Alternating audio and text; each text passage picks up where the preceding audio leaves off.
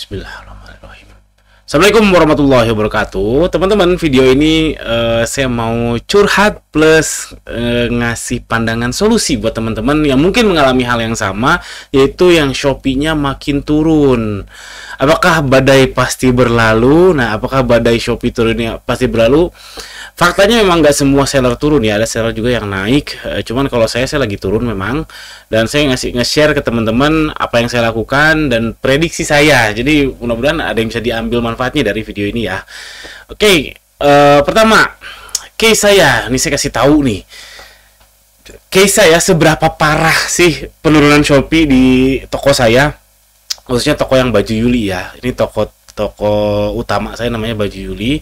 Saya katakan seberapa parah, setidaknya rekornya apa? Jadi di bulan 8 itu saya pernah bikin video tentang lowest low. Lowest low ini omsetnya udah terendah dalam 12 bulan terakhir. Bulan 8 itu terendah dalam 12 bulan terakhir. Lalu alhamdulillah bulan 9 naik walaupun sedikit. Ini nggak proporsional ya, harusnya dikit banget. Itu pun ketolong gara-gara ada banyak order yang basket size-nya gede, yang untuk seragam dan sebagainya. Lalu turun lagi, ini lowest low lagi, ternyata sekali lagi lowest low. Ini jarang terjadi. Selama saya full time 6 tahun bisnis, lowest low 2 kali beruntun gini jarang terjadi. Jarang-jarang, sejujurnya nggak pernah terjadi sih, sejujurnya ya. Yang paling sering ya dari Syawal, dari Lebaran turun sangat drastis ya wajar. Terus bulan selanjutnya naik lagi walaupun sedikit. Tapi kalau 2 kali turun kayak gini, jujur ini baru pertama kali terjadi. Itu rekor buat bisnis saya, rekor ya. Yang kedua, saya mengalami iklan terboncos dalam 1 hari. Ini terboncos setidaknya, saya nggak cek betul sih, tapi ini setidaknya setahun terakhir deh, atau tahun ini deh, setidaknya tahun terakhir ini terboncos, karena ROAS-nya cuma 5 kali. Ini rekor juga buat saya. Saya belum cek pasti ya, cuma ini cek feeling aja. Nah ini angkanya teman-teman, itu di tanggal 20 November.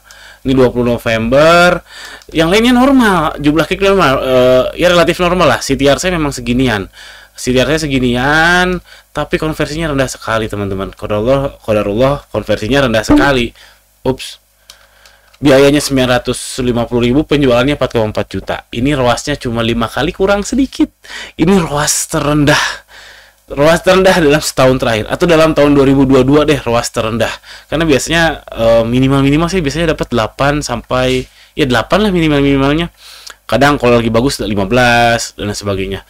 Target sih sebenarnya tahun ini aduh saya lupa, di 12 di 12,5.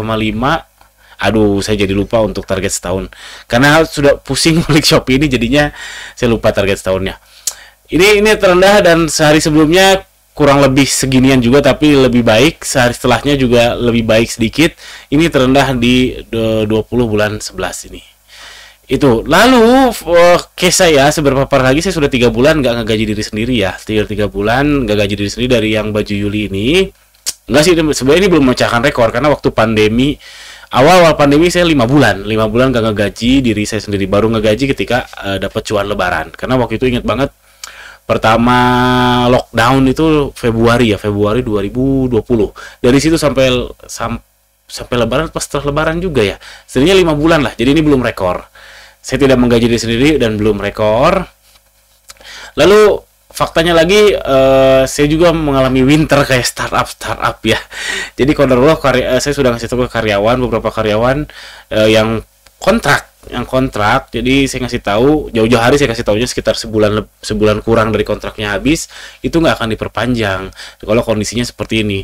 Saya buka kesempatan dia untuk nyari yang lain yang mungkin lebih prospektif, karena ada toko online lain yang memang lagi jaya-jayanya, itu pasti seru banget, pasti lebih produktif dianya. Jadi sudah keluar satu itu, karena saya kasih tahu gitu, dia langsung nyari-nyari dan alhamdulillah dapat. Jadinya baik buat saya, baik buat bisnis saya, baik juga buat dia karena dapat pekerjaan yang lebih prospektif. Lalu bulan ini mungkin nambah satu lagi karena sudah mengajukan pengunduran diri. Ini nggak saya paksa ya, tapi saya cuma ngasih tahu jauh-jauh hari. Karena apa? Karena kalau dadakan bisa gawat. Lalu kalau mau normal, mau stabil, itu kurang lebih saya harus mengurangi 6 lagi dengan omset yang lowest low kayak gini, 6 sampai 7 lagi.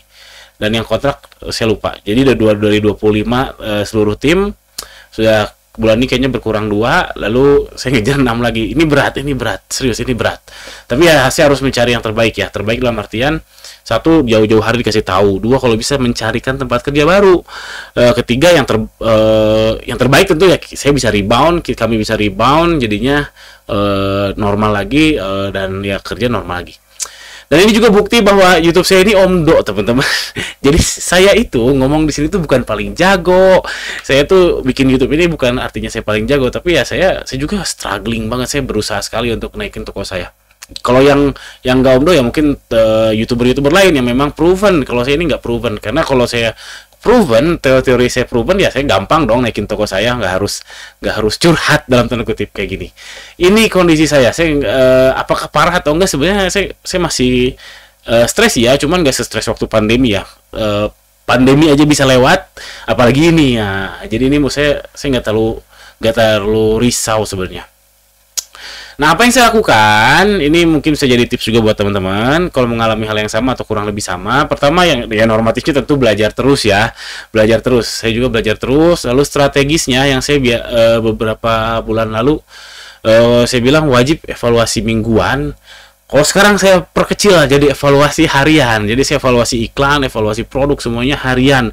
Jadi lebih capek memang, tapi itu dalam rangka untuk nyari solusi biar penjualan rebound, naik lagi ke atas. Lalu ya kalau saya punya diversifikasi, makanya saya 3 bulan gak digaji dari bisnis saya yang ini, yang online shop yang online shop namanya Baju Yuli itu. Saya 3 bulan gak digaji dan alhamdulillah masih hidup. Saya gak kesusahan makan. Saya diversifikasi bisnis. Jadi yang online shop tadi, saya juga punya 2 bisnis lain, YouTube dua-duanya, salah satunya ya YouTube ini. Nah, YouTube ini tadinya dolanan, tadinya seru-seruan aja, saya melatih kreativitas, tapi alhamdulillah dapat duit juga. Makanya saya sedang banget kalau misalkan ada teman-teman yang klik thanks atau join membership.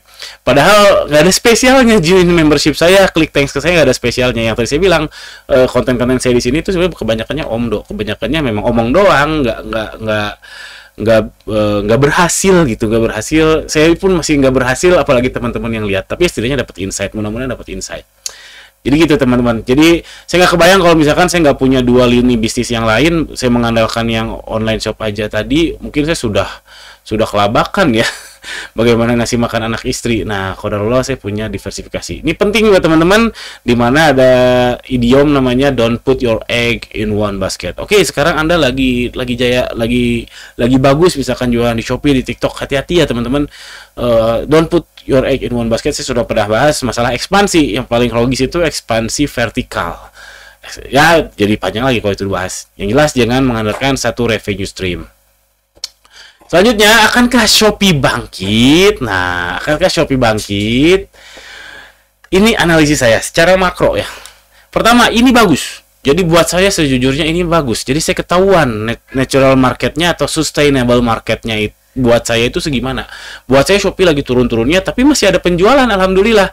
Itu saya kategorikan sebagai natural market, di mana market yang tidak di-push Shopee, yang tidak hanya pengen gratis ongkir aja, yang tidak diiming-imingi sama sesuatu yang bukan dari kami. Jadi fokus ke produk. Jadi ini adalah natural market kami atau sustainable market kami. Jadi ini bagus.